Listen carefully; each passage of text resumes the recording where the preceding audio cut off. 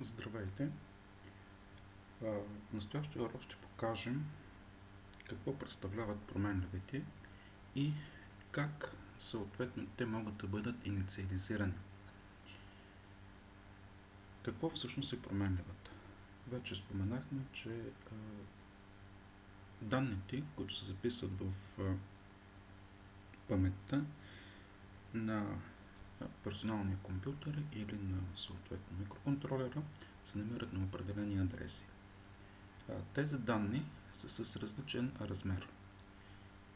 Дали ще бъде един символ, дали ще бъде едно цяло число или едно дробно число, то заема различно количество памет в компютъра или е разположено на определен адрес от адресното му пространство. Достъпа до тези елементи се осъществява чрез името, наименованието на дадената променлива.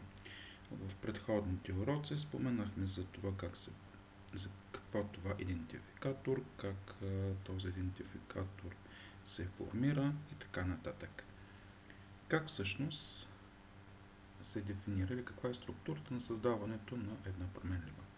Първо се задава типът на променливата, за тях вече споменахме, това може да бъде integer, float, double или някакъв друг тип променлива, след което е името на променливата. Когато имаме записа до тук ни свърши, т.е. както е декларацията int x, тук имаме деклариране на променливата, т.е. на нея все още нямаме зададена начална стойност.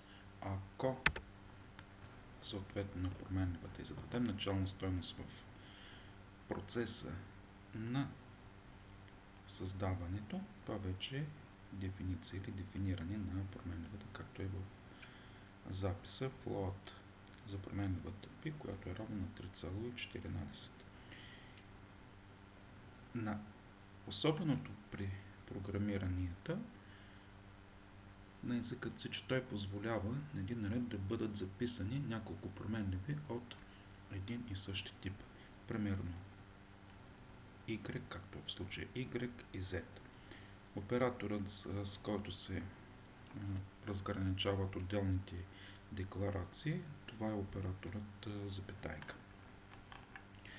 Как го правим това нещо в една реална програмка? Вече показахме в предходните примерчета няколко това използване. Ще създадем отново един проект.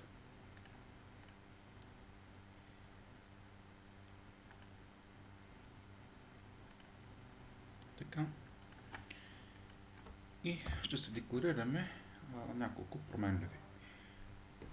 На тези променливи ще им зададем стойности. Съответно, ще извършим някаква математическа операция и ще изведем резултатът. Записът става ето така. Да предположим, че имаме същото примерче, което заложихме в предходният урок, т.е. А, Б и С. Там бяхме записали А е равно на 5, Б е равно на 4 и съответно след това изразът С е равно на А плюс Б. Тази декларация на променливите се прави на няколко реда. Ние всъщност можем да съкратим ето този запис и още в процеса на инициализацията да заложим техните стойности. Примерно А е равно на 5, Б е равно на 4. Този запис е абсолютно позволен от програмните езици. Както виждате, чрез операторът запетайка се осъществява разделянето на отделните операции. Ще изведем резултата, разбира се, на екрана. Така, значи записахме, че C е равно на A плюс b равно на съответно процент d стойността и на сигнал за нов ред. Записваме стойността на c. Ето и самото изпълнение, резултат от изпълнението на нашата програмка.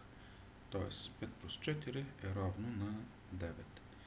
Виждате, че резултатът, който се получава, е един и същ. Особеното в този случай е, че този оператор int може да бъде записан и последният начин, т.е. да не бъде на един ред, а да бъде на 3 реда. Ето така е съответният запис. Кое е удобното в случай, когато е на 3 реда? Кое е всъщност неудобното? Но пишем малко в повече. Кое е удобното? Удобното е, че ето тук след всеки оператор можем да се запишем коментар зад него, след всяка променлива. Тоест, за какво служи тя и какви параметри може да приеме. Като примерно, да кажем, член 1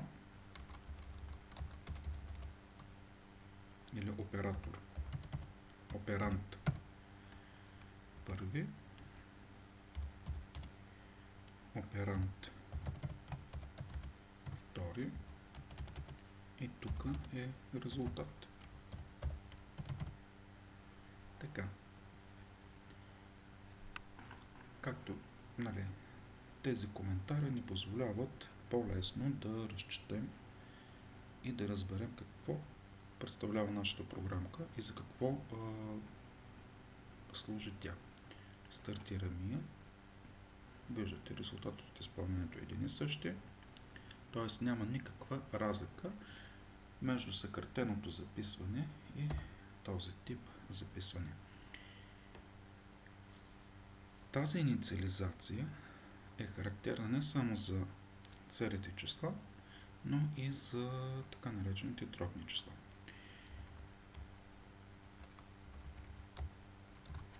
Да предположим, че имаме операцията деление.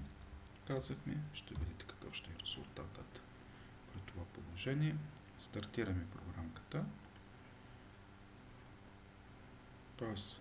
5 делено на 4 ни е равно на единица. Ако сменим типът на данни, т.е. стават дробни числа.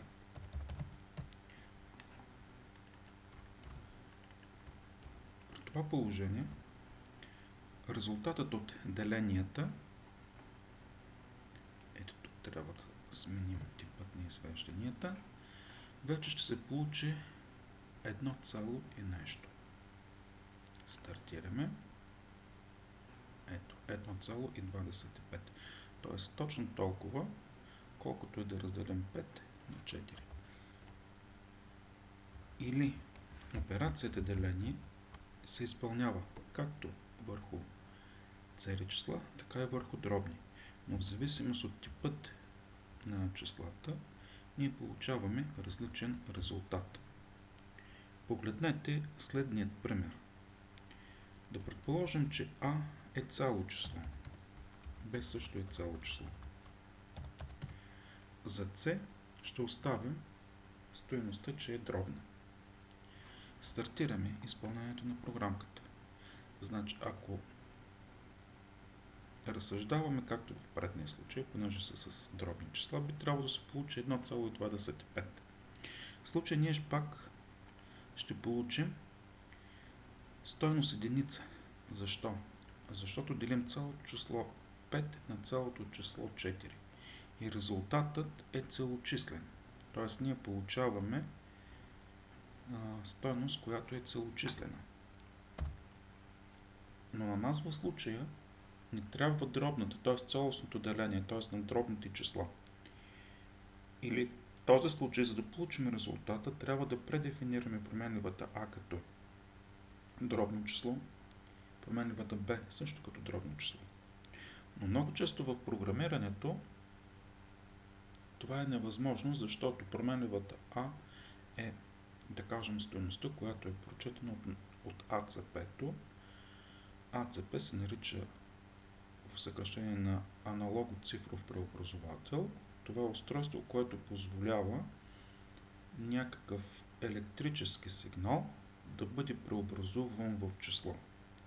Или да направим измерване на сигнали, които идват от датчици.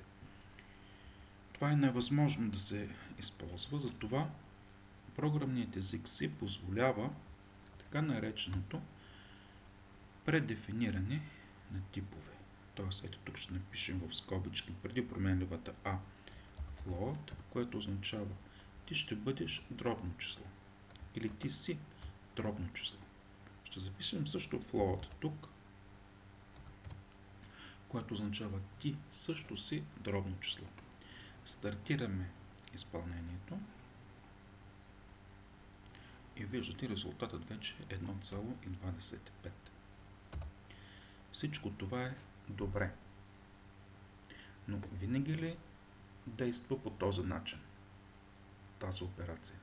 И дали винаги ще бъде възможно? Къде и кога можем да получим грешка? Представете си, че променливата А и променливата Б са дробни числа, но променливата С е цяло число. При това присвояване на дробен резултат върху цял резултат ще се получи загуба на информация, т.е. дробната част ще се загуби. Същото важи тогава, когато примерно променливата А е равна примерно число с двойна точност, или променливата Б е число с двойна точност, а трябва резултатът да се присвои на тип float, т.е. на дробно число, което е с нормална точност. Тогава няма да ни достигне място да съхраним информацията.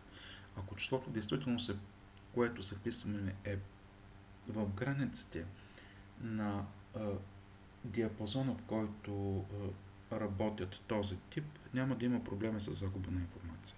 Но ако числото е много по-голямо, съответно ще се получи точно това орязване или тези грешни резултати. Ще демонстрираме и това нещо със следният пример.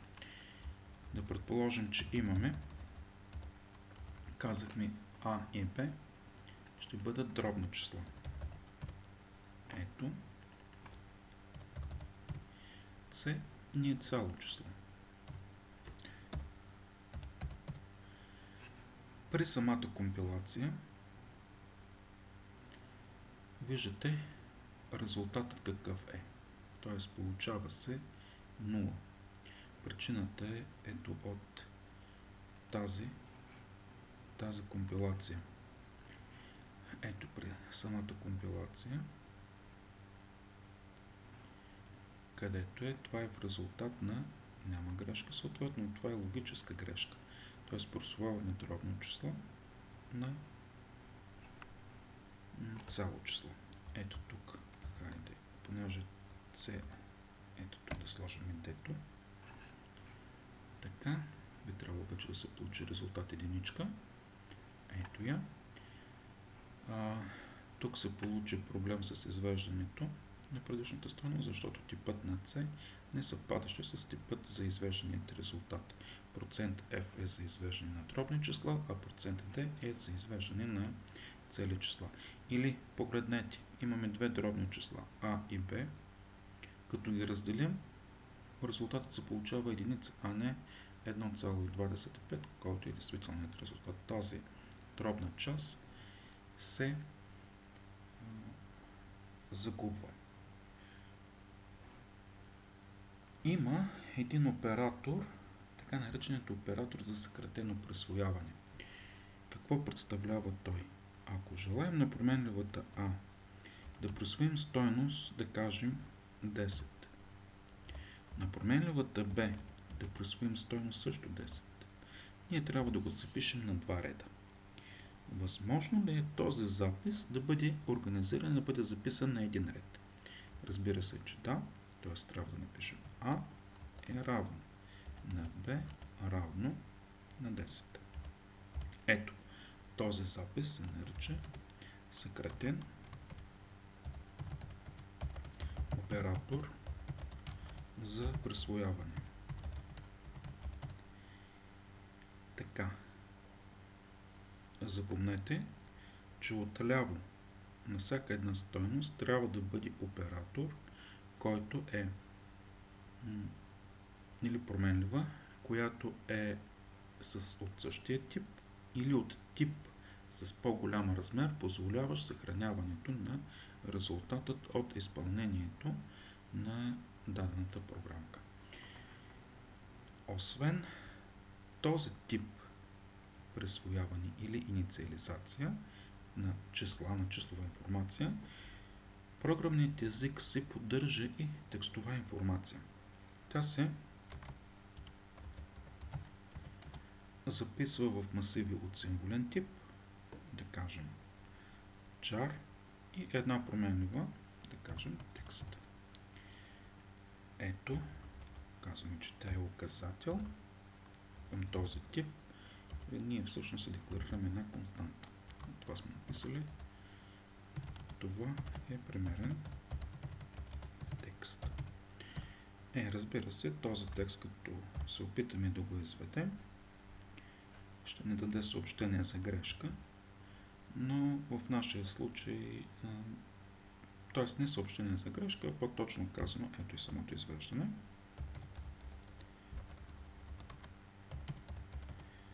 Ще изведена с маймунки на непонятен текст. Процент S е за извеждането на текст, символ за нов ред и се записваме текст. Името на променливата е тази. Така. Стартираме. Предварително трябва да спрем предишното изпълнение. Стартираме си програмката и ето този неразбираем текст трябва да е нашата кирилица. Ако запишем на латиница, тогава ще се вижда точно как се премахват тази, т.е. как можем да извеждаме кирилица в консолно приложение. Има примерчета, които ще погледнете в следващите уроци. Така, кое е особеното тук? Ако имаме някакъв дълъг текст, примерно ето този, трябва да го повторим няколко пъти, да кажем, той става много дълъг, но ние решим да го прехвърлим на следващия ред. Тогава слагаме оператора на клонка и минаваме на следващия ред. Този оператор на клонка ни казва, текста ни продължава и на следващия ред. Да проверим дали работи. Виждате, резултатът се получи, като текстът, който се визуализира, продължава на екрана. Но обърнете внимание, като казахме преминаване на следващ ред, това не означава, че ще се отпечата на следващ ред, а просто текста се записва на някакъв ред. За да го направим това нещо да се отпечатва и на следващ ред, ще сложим наклонка N, премени на следващ ред. Ето, тук също ще сложим наклонка N, премени на следващ ред, запитайка, извинявам се, тук трябваше Enter да бъде на следващият. Ето този оператор трябва да ги отдалечим. Ето така. И стартираме изпълнението на програмката. Ето виждате. Тези празни интервали се получават заради ето тези интервалчета, които са тук. Това е и резултатът от изпълнението, тогава когато имаме някакъв текст. По принцип, ето този запис е масив. Ето така. С определен брой символи. Тук трябва да напишем брой на символите. Но понеже в момента нямаме, т.е. не знаем точния брой, автоматично компилатора си преизчислява колко са символите в ето този текст и заделя толкова място за тях в паметта, колкото са те, плюс единица. Т.е. на последният елемент на символа, т.е. на масива, ние можем да определим, т.е. на неговата стойност има записана ASCII код 0.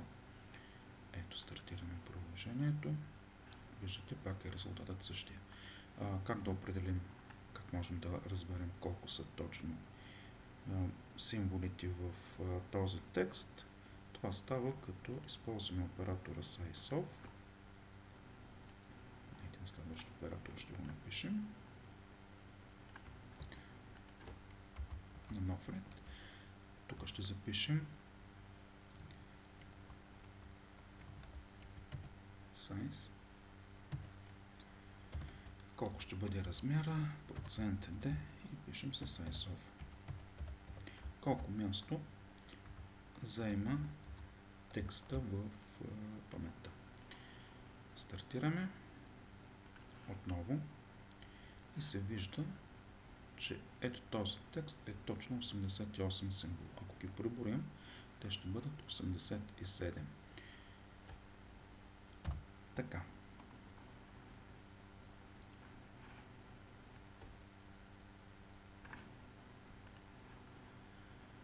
Споменахме за този тип присвояване и присвояванията на отделни редове.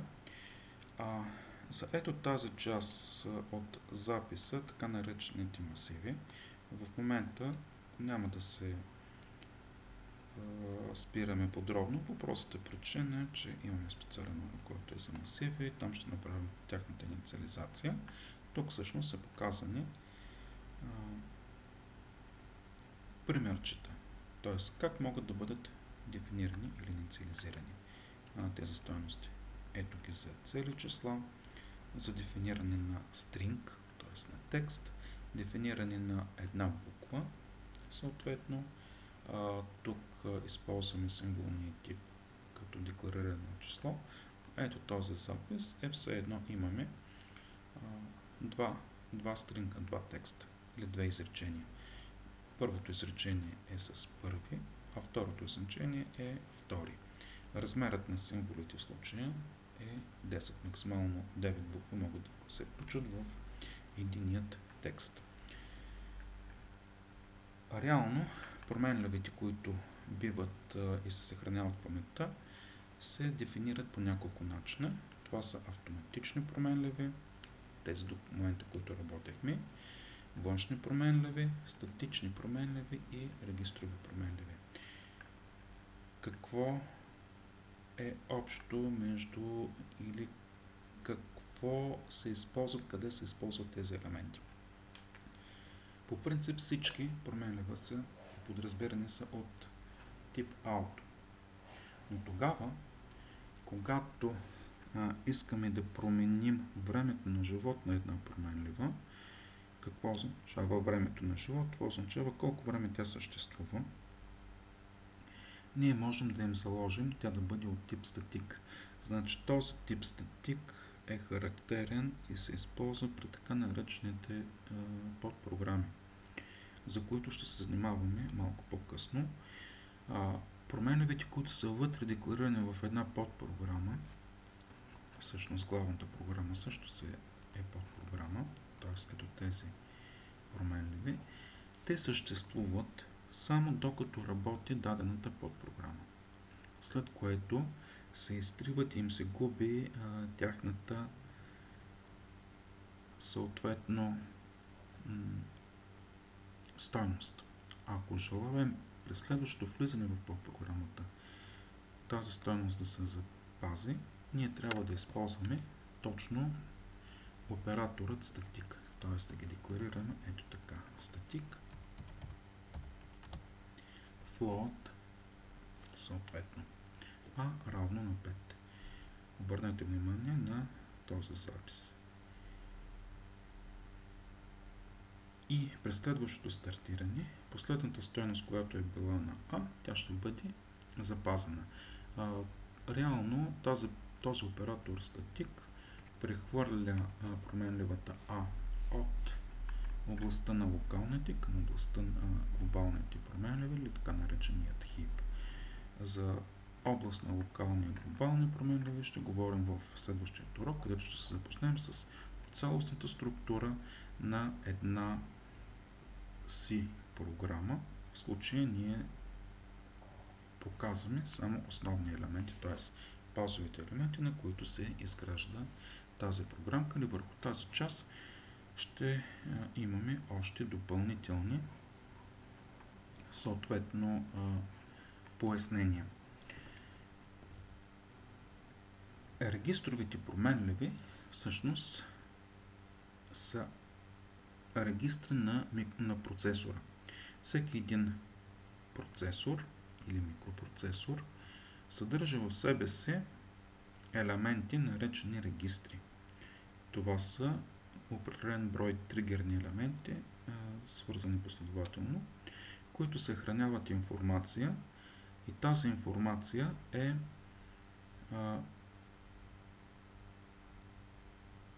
се обработва от процесора. Така са регистрите примерно AHX, BHX, CHX на Intel съвместимите микропроцесори или на Pentium процесорите, които са регистри с общо предназначение, регистри, индексни регистри, сегментни регистри и така нататък. Реално регистрите са най-бързата памет, с която разполага компютъра. И в някои случаи е удачно да използваме тези регистри за запазване на определени променливи. Т.е. на някои индексни променливи тогава, когато работим с масиви, примерно, за индексиране. В този случай действието на програмата се ускорява многократно по отношение на работата с тази променлива. Защото се избягват операциите по прехвърляне на данните от регистрите в паметта и обратно, тогава когато трябва да се борави с тази променлива. Имайте предвид, че регистровата променлива се назначава, т.е. процесора или компилатора, по-точно казано, проверява има ли възможност да създаде регистрова променлива, и ако има възможност, той я създава, ако не, просто я пропуска. И екстерн, така наречените външна памет или външни променливи, те се използват тогава, когато е необходимо нашата програма се състои примерно от 2 или 3 файла и имаме общи променливи, които се използват в тези примерно 3 файла. В единият файл се декларира променливата, а в другите тя се обявява като външна.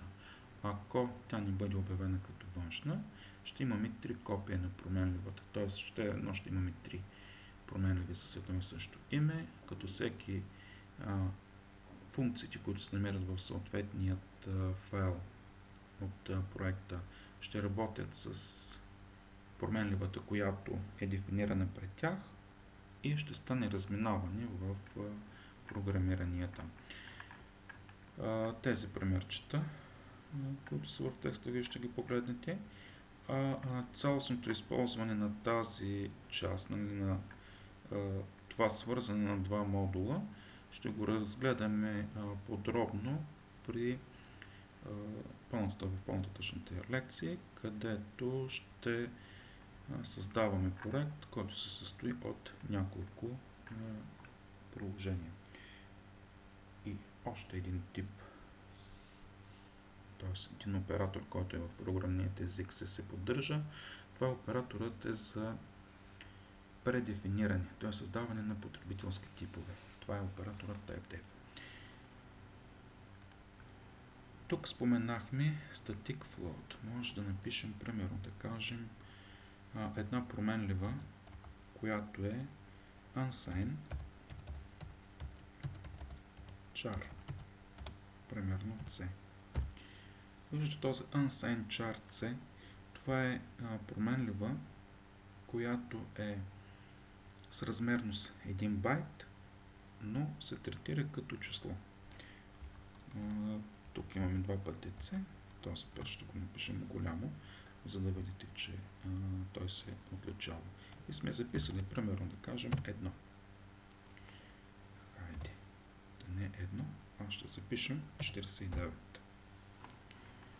Ето тук ще направя едно отпечатване. Тези неща ще ги изтрием, за да не ни пречат, за да виждаме само отделният резултат, а не всичките неща. И сме се записали C,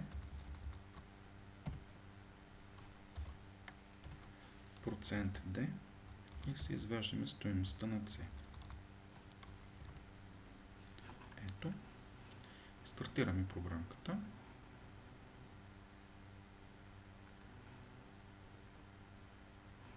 И получаваме резултатът 49.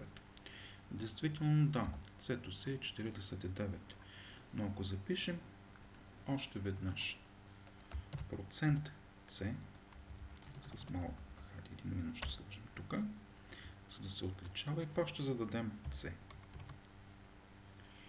Виждате, тук имаме процент D, тук имаме процент C. Ето този тип означава изведи го като число, а ето този изведи ASCII кода на символа, т.е. ASCII символ. Стартираме. 49.1, т.е.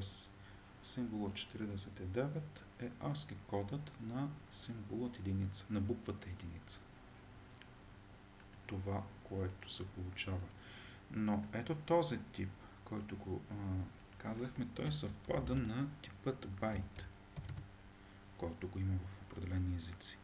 И за да можем да не записваме навсякъде unsigned char, ние можем предварително да се дефинираме ето този запис.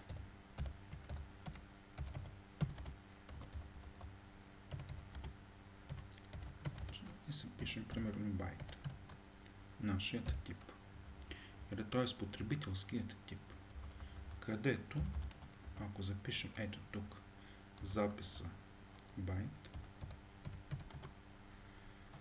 C равно на 49, ще видите, че резултатът от изпълнението на тази програмка ще бъде абсолютно същият, както и в предният случай. Ето резултатът, който съвпада с това, което бяхме извели преди това.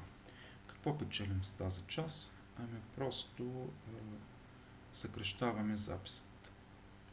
Значи по този начин може да се съкратим типове. Примерно да предефинираме даден клас или някакъв тип с някакво име, което е по-понятно за нашата информация. Значи тук казахме, че записваме байт. Този тип може да го кръстим, примерно да кажем порт, ако е създаденият размер. Съответно, така че ние да можем да се декларираме съответните елементи. Значи говорим за порт тогава, когато работим или пишем програмки за някакви микроконтролери. Така, това е действието на оператората TypeDef или така нареченият оператор за предефиниране на потребителски типове. Тук са дадени различни типове. Тези влогове ще говорим в последствие. Така, за операторът sizeOf вече го използвахме. Той всъщност връща размерът на дадения тип. Или ако запишем sizeOf_int, ще ни върне стойността на integer, което е в 4, на double в 5. Ако запишем sizeOf ето този израз, това ще ни върне резултатът, който имаме. В случая, понеже x е цяло число и тук ще ни върне 4 точно толкова, колкото е размерът на дадения тип. Ако имаме някакъв масив, както беше в предходния случай, например, чето за дължината на масива текст с съответно изображението, то ще ни върне размерът на даденият обект в байтове. Ако искаме да определим точно колко е размера, трябва да го разделим на съответния тип. Ако са примерно от цели числа, ще разберем колко е размерът на даденият масив. Това нещо ще го покажем. Всъщност този запис, ето го масивът цял тип, ето с разделянето на размерът т.е.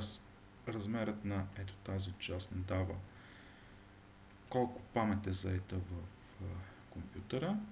Ето тази част ни дава колко е размерът на един елемент от масива и като разделим паметта на елементите на размерът на един елемент, получаваме точно колко е бройката на съответните елементи. Тези записи се използват много често при работа с масиви и обхождане размерите на съответните масиви. С тези неща ще се запознаем в следващата лекция.